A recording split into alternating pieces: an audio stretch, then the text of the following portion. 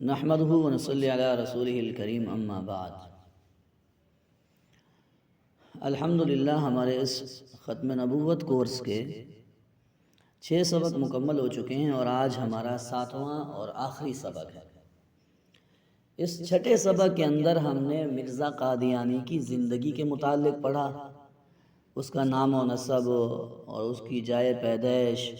اور اسی طرح اس کی تعلیم کہاں ہوئی، اس کی تربیت کس نے کی، کیسے ہوئی اس کی تربیت تھی کیا، اور پھر اس کے بعد ہم نے دعووں پر بھی ایک نظر ڈالی کہ اس نے دعوے مختلف جو کیے، کب سے کب کون سا دعویٰ کیا،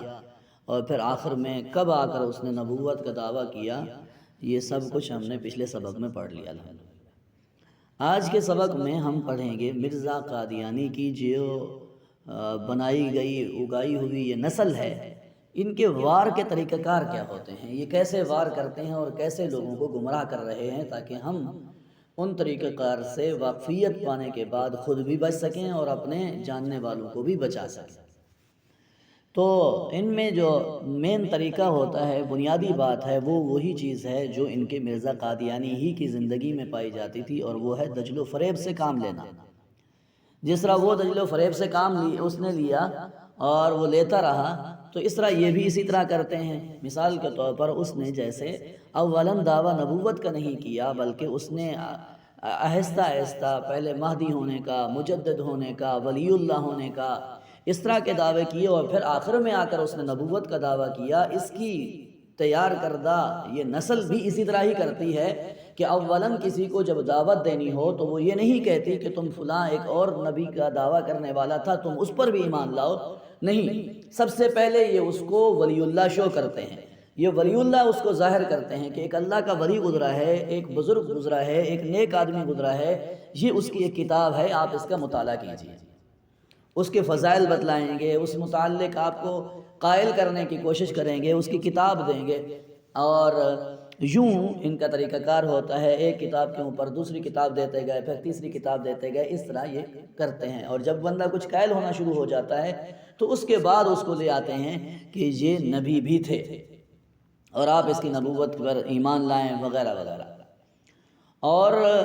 جو ایک اور ان کا وار کا طریقہ کار ہے، اچھا یہی جو خود وار کیا ہے انہوں نے، یا کرتے ہیں، یہ وار کہیں تو ظاہراً ہوتا ہے، کہیں تو اعلانیہ طور پر ہوتا ہے، یعنی آپ سے ملیں گے، آپ کو اس طرح وہ قائل کریں گے، اور کہیں یہ وار خفیہ طریقے پر بھی کرتے ہیں، جہاں انہیں معلوم ہو کہ یہاں پر اگر ہم ظاہری طور پر کریں گے تو ہمارے لیے مسائل ہوں گے، تو وہاں پر یہ خفیہ طریقے پر بھی کرتے ہیں، بہی طور کہ جس کو دیکھ لیا کہ یہ کچھ سادہ سا آدمی ہے اور قائل یا یہ ہے کہ یہ ایک شریعت کے دین کے مطالعے کا ذوق شوق رکھتا ہے یا رکھتی ہے، تو اس کا نمبر لے لیتے ہیں، واٹس ایپ کا یا اسی طرح عام نمبر لے لیتے ہیں، تو اس پر میسیجز کے ذریعے سے رابطہ کر کے خفیہ طریقے پر ان کو بتاتے ہیں کہ میں فلاں بات کر رہا ہوں اور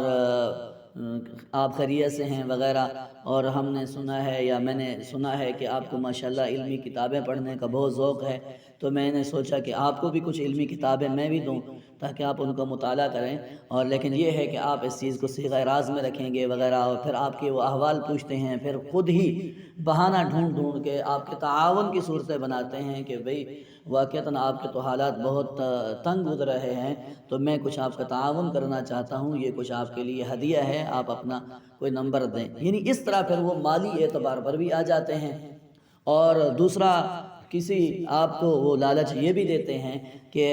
کہیں کوئی کام پھنسا ہوا ہو تو اس کے لیے، کیونکہ ان کی لابیاں تو کام کر رہی ہیں تاکہ غیر ممالک سے ان کا تعاون ہو رہا ہوتا ہے، تو اس طرح وہ بڑے بڑے عہدوں تک ان کو اپنے تعلق کی بنا پر جس آدمی میں دیکھتے ہیں کہ یہ کچھ ہمارے کام آئے گا اور ہم اس سے کام لیں گے، اس کو وہ بہت آگے بھی لے جانے کی کوشش کرتے ہیں، اور اس کے لیے وہ راہیں ہموار کرنے کی کوشش کرتے ہیں۔ تو مالی لالچ اپنی جگہ رہا، مالی لالچ بھی دیتے ہیں، اس کا کوئی نہ کوئی مسئلہ آ گیا، کوئی آپریشن ہے یا کوئی بھی ہے، تو اس کے لیے وہ تعاون کے لیے بھی صورتیں بناتے ہیں، اور اسی طرح عہدوں کی بھی لالچ دے کر اور کام نکلوانے کے بہانے سے اس کا کوئی کام بھئی پھنسا ہوا ہے تو اس کے لیے بھی وہ اپنے جال جو ان کا بچھا ہوا ہوتا ہے اس میں وہ تعاون کرتے ہیں، اور ایسا آدمی کو پھنسا لیتے ہیں کہ پھر آدمی مجبور ہو جاتا ہے، اور پھر ان کے کیوں، اس لیے کہ دیکھیے ایمان کا سودا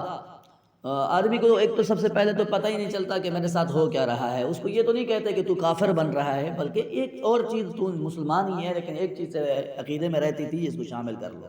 اس طرح کی وہ بات کرتے ہیں۔ تو اور دوسری بات یہ ہے کہ ان کا جو شکار ہوتے ہیں وہ عام وہ لوگ ہوتے ہیں جن کا دینی مطالعہ، شریعت کا مطالعہ بہت کم ہوتا ہے، اور وہ اس چیز کو بہت نارمل لے رہے ہوتے ہیں کہ یہ کوئی کون سی بڑی بات ہے اگر ہم نے یہ بات بھی اپنے عقیدے میں شامل کر لی، حالانکہ اسے معلوم نہیں ہوتا کہ یہی عقیدہ اس کے لیے مدار نجات تھا، اس کی نجات اس پر ہونی تھی، لیکن اس نے اس کا سودا اس بنا پر کر دیا کہ یہ کوئی بڑی بات نہیں ہے، تو اس بنا پر اس نے ان کی ہاں میں ہاں ملا دی کہ بھئی ٹھیک ہے یہ میں بھی آپ کے ساتھ ہوں، تو یوں ان کا وہ آدمی شکار ہو جاتا ہے،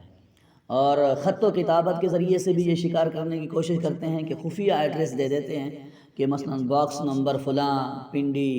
لاہور، فلاں،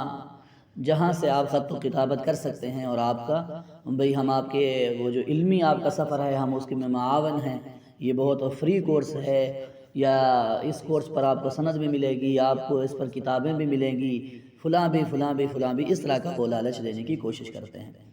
تو اسی لیے ان چیزوں میں اپنے آپ کی بھی حفاظت کرنی چاہیے، اپنے آپ کو بھی بچاتے رہنا چاہیے، اور دوسرا یہ ہے کہ بھی اپنے جاننے والوں کو بھی اس متعلق آگاہ کرنا چاہیے، اور ان کی بھی